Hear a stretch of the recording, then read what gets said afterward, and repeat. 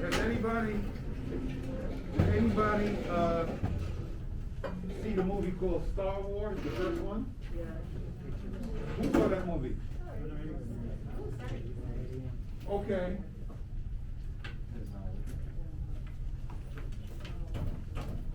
Who saw the movie? Who? Raise your hand. Only a few people saw it? Only 3 people saw the movie? Okay, the people that saw, what's your impression? Well, you guys know about the movie, right? Yeah. You heard about it, right? Okay. Okay. All right. So, what we're gonna do is, I wrote an essay about the movie. I wrote an essay about Star Wars. Joseph Campbell, the author of The Hero with 1,000 Faces, notes that many a legend and true life story from around the world has the same basic theme. The young hero goes through an epic adventure in which they tackle a powerful foe or obstacle of some kind. They ultimately succeed and thereby gain tremendous powers and insights that they use to benefit others. For example, Moses, Buddha, Christ, David, Osiris, Einstein, and Freud, just to name a few. Living, teaching, and preaching in Northern California, Campbell developed quite a following among the up-and-coming San Francisco filmmakers of the 1970s. Francis Ford Coppola, Steven Spielberg, and George Lucas, prominent among them. They each set about in their films to consciously imitate the formula that Campbell uncovered and codified. Star Wars, A New Hope, put George Lucas on the map. It's the tale of a vast fascist empire that rules the galaxy, save for a small rebel force led by a princess which struggles to keep the flame of liberty burning in the face of the empire's overwhelming might. This power is exemplified by the Death Star, a gargantuan vessel as big as a moon, with enough firepower to obliterate a planet, which it actually does at the beginning of the film. The hero starts out as a simple young shepherd on a remote planet. At the climax, though, in the flimsy craft, he braves showers of enemy missiles to skim along the surface of the Death Star and fire a rocket at its one extremely small, vulnerable spot, blasting it to shreds in a stupendous conflagration. Later, he goes on to assume a royal mantle. What does it all mean? Well, a truly iconic film achieves mythic status and thus becomes the collective dream of a people. Freud notes that a dream has manifest content, the remembered dream, and also latent content, what the dream really means. The process of uncovering the latent content, Freud calls the dream work. By the way, note, DreamWorks is the name of Steven Spielberg's production company. At any rate, let's do the dream work on Star Wars. Who exactly, on the subconscious level, is the hero meant to represent? And what does the Death Star and its destruction symbolize? Let's see, simple young shepherd who goes on to slay the gigantic enemy of his people. At the moment of truth, as he zeroes in on the minuscule weak point of his massive foe, a mystic, disembodied voice says, "Use the Force, Luke, use the Force." So, without even aiming, he lets loose his tiny missile to unbelievably devastating effect. Yes, David. The hero, Luke Skywalker, is David, who began life as a shepherd, and the Death Star is Goliath, the giant who led the Philistines against the Hebrews. God is said to have told David to have faith and not even to aim his stone, just put it in his sling and let it fly. However, the hero in Star Wars and his comrades in the climactic battle also represent something else. Recall that in early 1942, the Axis powers appeared unstoppable. Hitler had gobbled up all of continental Europe as well as North Africa and was marching towards Moscow. Britain was being mercilessly bombed. Japan held sway in China and in Indochina. Pearl Harbor had been destroyed, and Japan was taking over the islands of the Pacific one by one, gaze fixed on Australia. However, less than 6 months after Pearl Harbor, a small U.S. naval force engaged and decisively defeated the largest fleet the world has ever seen. Inexperienced Navy pilots launched themselves in waves of suicide attacks until they finally got through and hit all their targets. In the final assault, within the space of 30 minutes, 3 Japanese aircraft carriers were destroyed and a 4th crippled at the Battle of Midway, the turning point of the war in the Pacific. Thus, the heretofore undefeated Axis juggernaut was decisively checked. Star Wars' climactic battle was a replay of Midway. Like Rocky, Star Wars was released in the wake of the Vietnam defeat and thus served as a tonic to restore the nation's confidence. But there are still more layers of meaning, and we especially want to focus on them. In the Star Wars franchise, the arch-villain, the commander of the dreaded forces of the Empire, is Darth Vader, which sounds like Dark Invader.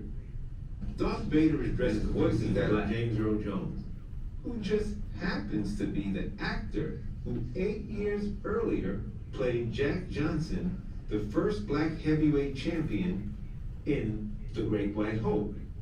The Star Wars is a struggle against Darth Vader, the Dark Invader, the Black Powerhouse. Now, Freud says that a dream often expresses in opposite form an underlying repressed reality. Curiously, much of the manifest content of the collective dream that is Star Wars: A New Hope is based on Babel 17, a novel written in 1967 by a black science fiction writer.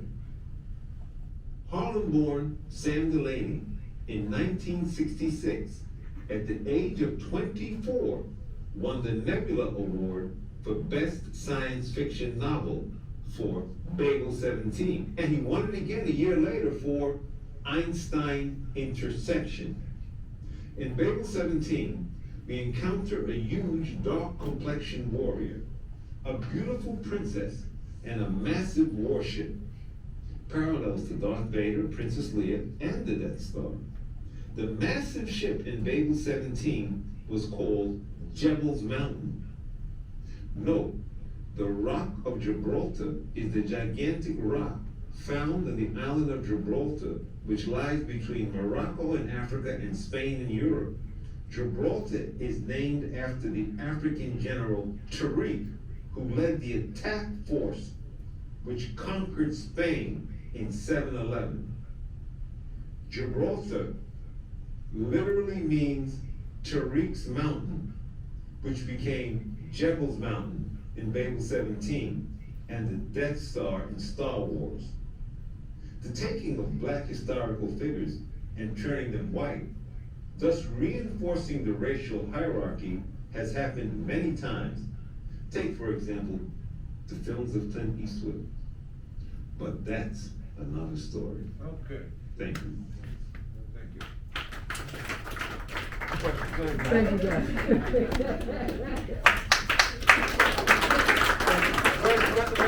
You guys got any questions for me? No, they're gonna throw, don't worry, they're coming. Go ahead, Alexandra. So I'm getting the vibe that you're asking for Booker T over WEB. Yes. That's he's playing Booker T, yeah. Well, I'm just making sure. Yes, just as far as studying both men, Yeah. who I thought had the best interests of more people, Yeah. Booker T. Washington. Okay. I would think so. Okay. So he got the money and made this like from the white people and made schools and stuff. Mhm. So you're Yes. saying that was the right choice. Absolutely. Okay. Absolutely. Because when he got set free, nobody in his family could read or write a count. But they all had trade. They had trade skills, farm skills. Yeah. So that's what we're all saying. It's like I don't need to read to be able to read the Gettysburg Address and talk about philosophy and all that type of stuff right now. What I need is to be able to feed my family and have a skill set so that I can pass this on to my generations, and then we can build economic wealth within our communities. Yeah, they make it work for us. We make it work for us. Like what he said about the fingers, as long as we're a thumb, and we start off a pinky, but in 10, 15, 20, couple generations later, now we're a thumb. And then we, remember, back in these days, people don't really understand this. But check this out. Who had been doing all the work in the farm? Who had been doing all the work in the plantation? Us. So when you're sitting around with an idle mind, watching other people work, your body deteriorate, your mind deteriorate, you can't even do anything. You need the people around you that's skilled to keep the community going. Let me say this. Let me ask you guys a question. Who invented the cotton gin? Black man. Right. They told us it was Eli Whitney. But it was a white man, but it was a black man. And you know why? Because he couldn't have no rights. He had no rights. It was a black man that did that. Right? Teacher, so I'm sure you guys already know that. I have an album coming out May 1st. It's called The Matote by Vic Legend. I have 9 singles out right now. You can catch on all platforms, and Tidal, Apple, Spotify. And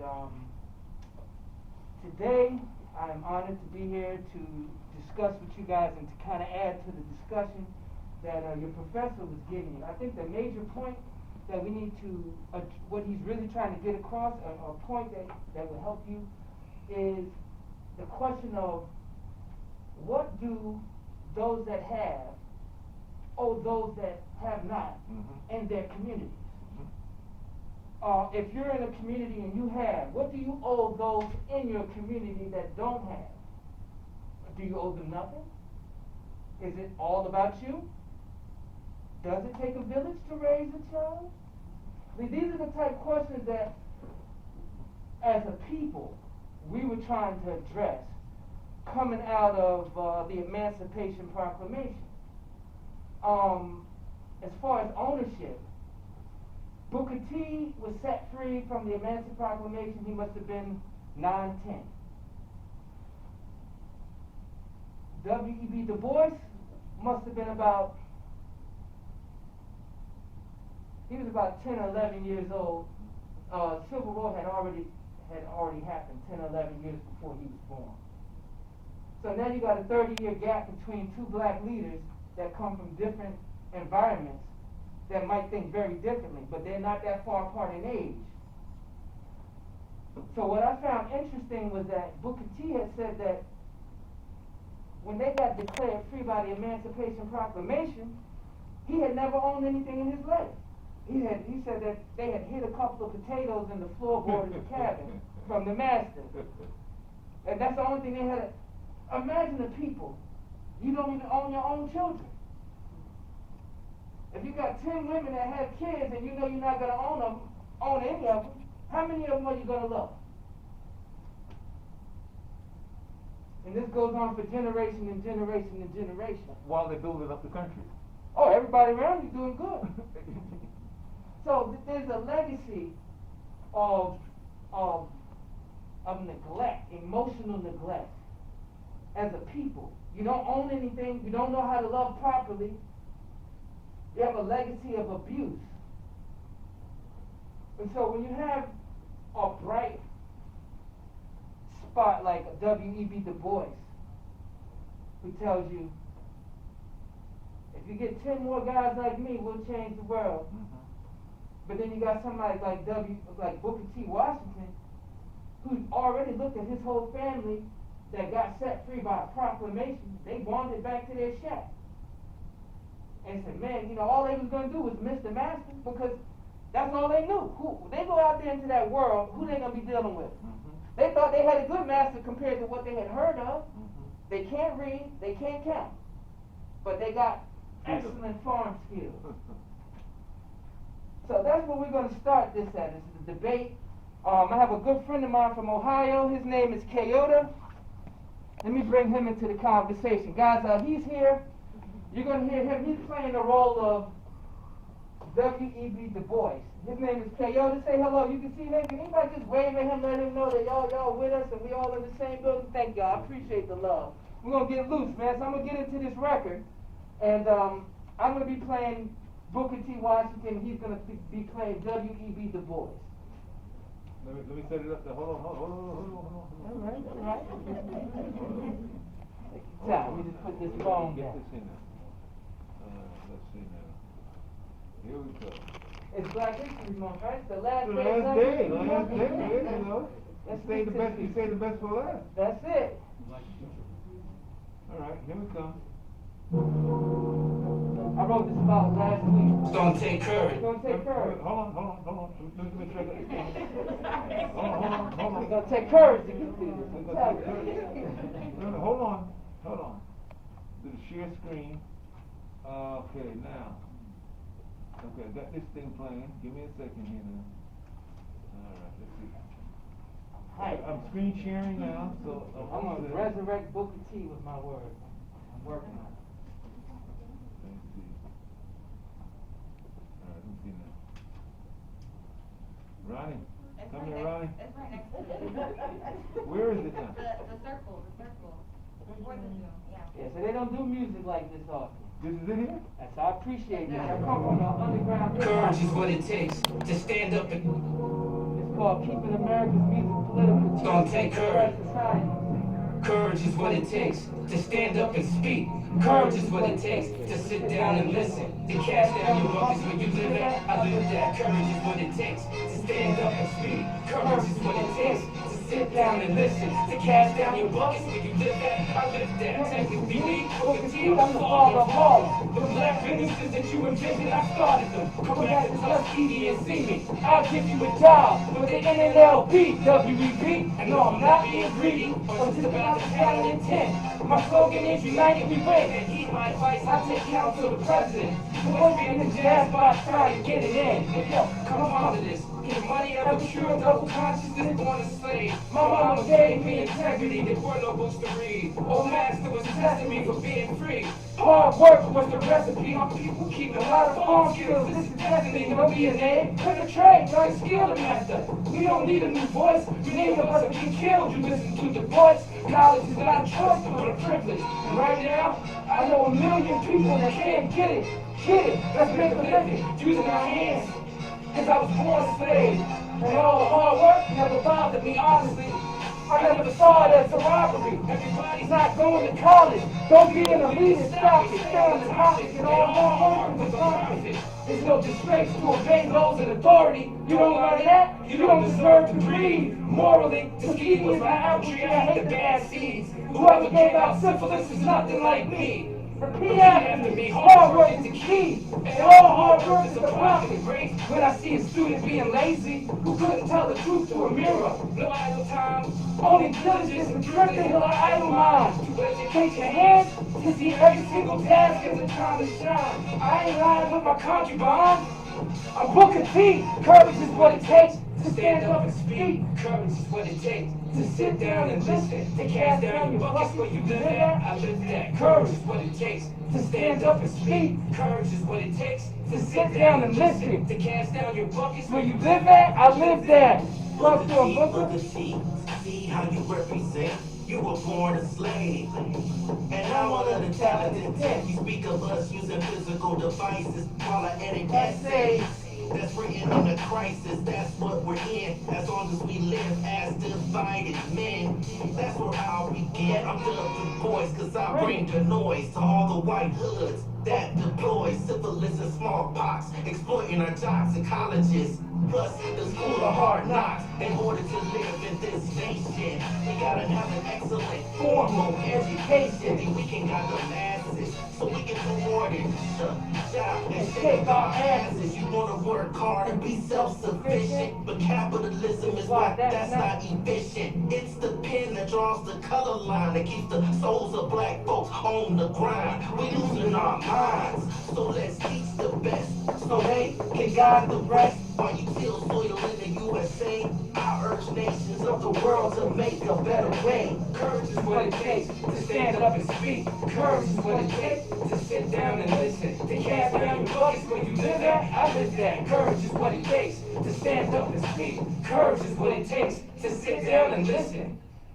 Thank you. Wow. I appreciate you guys for. I hope you heard some of the points about that both men stood for in the discourse. Tell them about the cast down your bucket, that's the one thing. Oh, yeah, the cast down your buckets where you live at. W.E.B. Du Bois had a Pan-African vision. Explain that. Yeah, I'm going to get into it. Yeah. So, a lot of the leaders were saying, hey, we need to go back to Africa. Marcus Garvey had a little bit of that too, go back to Africa. And also, I can see how that could seem to be like the thing we would need to do. You're surrounded by people that clearly don't value your humanity. Don't like you. You know, well, you could go. Maybe some of you didn't come from Africa. You don't know where people came from. You don't know who these people are. After a couple of generations, they telling you who you are. What I found challenging to me as far as character and what helped develop me as a person was my study of Booker T and how he was saying that cast down your buckets where you live at. Learn how to love in the situation that you're at. Because how many of us is really going to go back to Africa? See, Booker T was always thinking about everybody. He was exceptional within himself. But his platform and everything that he promoted was about trying to help everybody that wasn't going to go to college. Everybody that wasn't going to be intelligent and read books. And, he wanted everybody to come along. And what I discovered from Booker T. Washington was that actually maybe integration wasn't the great idea that Martin Luther King seemed to think it was. Yeah, you see what happened is back then, when W.B. Du Bois was demanding integration, that was seen as radical. Oh my God, that's going to upset the status quo. That was seen as radical. But Booker T said, okay, you don't want us to integrate? Okay, you're lynching us? Okay, I'll keep quiet, but I get this money. What he's really saying is, let's build our own. Let's have our own communities. Let's be self-sufficient. Have our own businesses, our own stores, our own gas stations. That was the vision we actually needed. Because the vision that our people got was a vision of assimilation and capitulation. So let's gentlemen, guys. Yes, so let's cast down your buckets where you live at. So let's cast down our buckets. Ask them some questions. Go ahead, guys. Thank you, guys.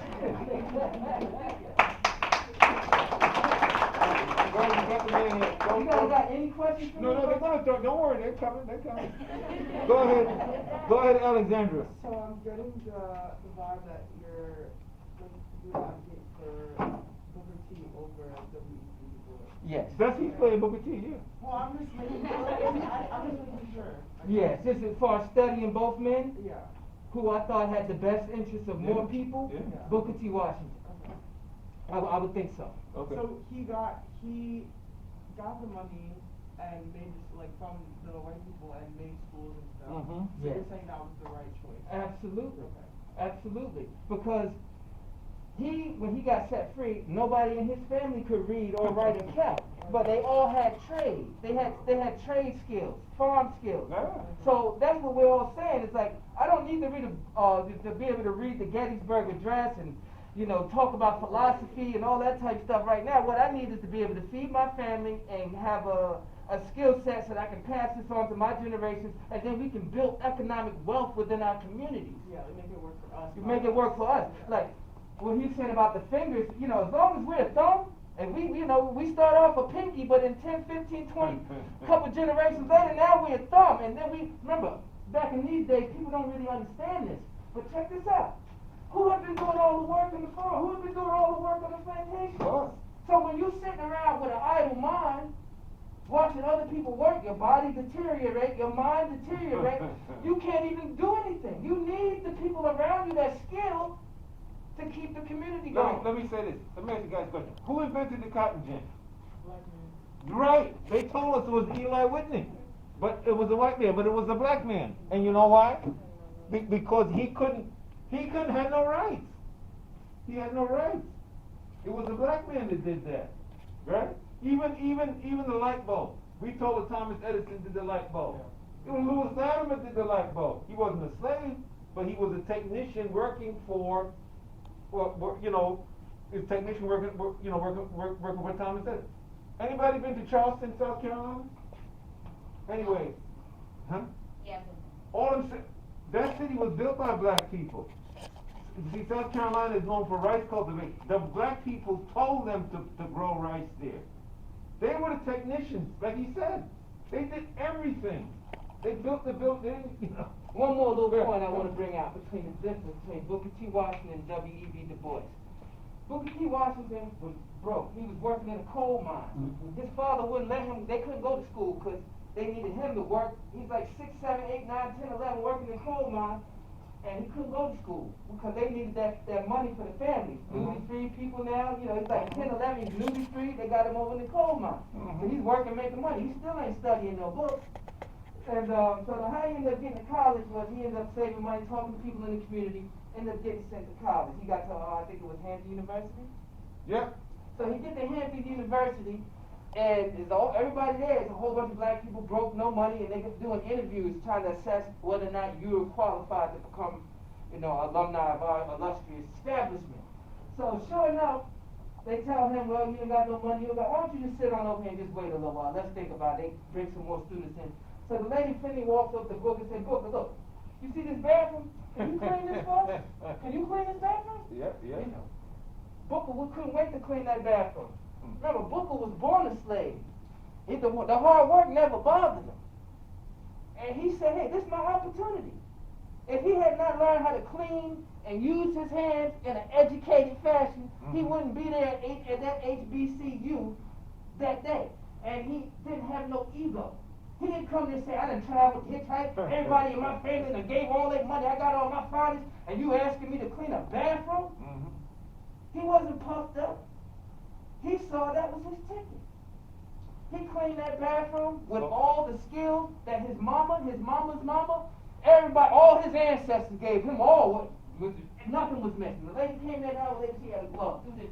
Man, he'd already been through 1,000 tests like that. He used to get whooped if it wasn't right. So how do you think you gonna catch him?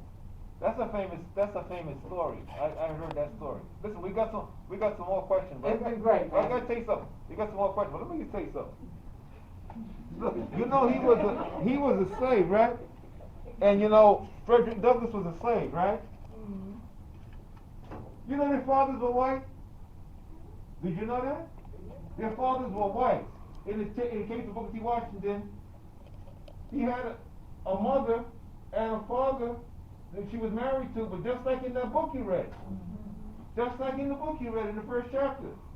His father was a white man. You see? Then, with what's his name? Frederick Douglass. They used to beat him regular, and then finally he took the whip and beat the man that was beating him and ran to the north. Right? But his father was a white man who sold him to another white man. And sometimes his fathers he just caught because the father that was white was in the neighborhood. He never treated him. He didn't know him. It was a rumor. He probably hadn't heard about it till later. Never had no interactions with him. But the one father he did told his mom, bring the family. I think they went to West Virginia, and they had him in that coal mine. So you went from one father that don't know you to the other one that won't let you get an education. You never stop. So skilled trade, laborers, yes, I definitely promote that. Because you can educate yourself in your spare time. If you have a mind to seek knowledge, but you need to have economic empowerment, you need to be able to have a goal and a vision and the character and the skill sets that you learn when you have to get up and go to work every morning when you don't want to go to work. I'm Or good. when you God, go to in the job, pocket somebody right say there. something to you and hurt your feelings because you got an ego. You need to humble yourself. Yeah. You know, all of those lessons that you get to learn that's valuable in life. And that'll make you a better person, make you a better father, and make you, you know, a better employee or a business owner. Question in the back. You had a question? Yeah, I was gonna ask you, so is Tulsa, Oklahoma, is that like you know the story behind that? Yeah. Is that Booker T or more like? Tulsa, Oklahoma? Yeah. Yeah, let me tell them. When they attacked Tulsa, the people in Tulsa were followers of Booker T. Washington. They were part of the National Negro Business League. They were followers of Booker T. Washington, right? And the reason they were attacked was because the whites were jealous of their success. Like Wall Street. Yeah, that's what it was. They were followers of him. Somebody had a question over here? I appreciate that question. Yeah. I Okay. appreciate your dance moves, so I like. I was getting loose, man. When he was younger, he was an actor. He was an actor when he was younger and a dancer. I got another song I want to do. Which for y'all, but I one might you not got? do You it got tonight. that one? Which one? The Cusco one? Which one? I got one called Machu Picchu. I want to talk about that. We can play that. And you said they're all on SoundCloud or Spotify? They're on Spotify, Tidal, Apple. Yeah, you can catch all. I got 9 singles out now. My Matote album is coming May 1st, and But tell them, is it hard being a conscious rapper, VJ? Well, yeah, because it's easy to get somebody's attention by being vulgar. Right. Or by saying a curse word. Right. You know, it's easy to, you know, that's the cheap way out. But I think that's a cheap lyricist. And, you know, when you got to do those type things to get attention or to make your points, then it becomes, it makes you weak. You know what I'm saying? When you can make your points without doing those things, it challenges you to be a better communicator. You see, it come right back to Viola Davis. It come right back, right? You see that? So he said. So what happened is Viola Davis, she wanted to pop, and she popped. Yeah. Good. I also feel like for actors, if you are not known, how can you really uplift or make a difference? If you're an upcoming actress, you have to make a name. But how did Tyler Perry do it? But you don't understand. You make a great point. What you If say? you are at the bottom, how could you lift people up if you're already at the bottom with them? You have to be up there to lift people up. It's like I'm standing up here right now, I gotta be standing to lift them up. Yeah, but So if they make a name. It's also about not compromising your character on the way up, though. Because it's like, when you get up to the top and you're trying to teach these people that are at the bottom how to get to the scene, if we saw you do things that aren't conducive to what you're trying to do. But let me say They this. really infiltrated, these people already are on top. Like they control everything. You have Hold on, no, stop it.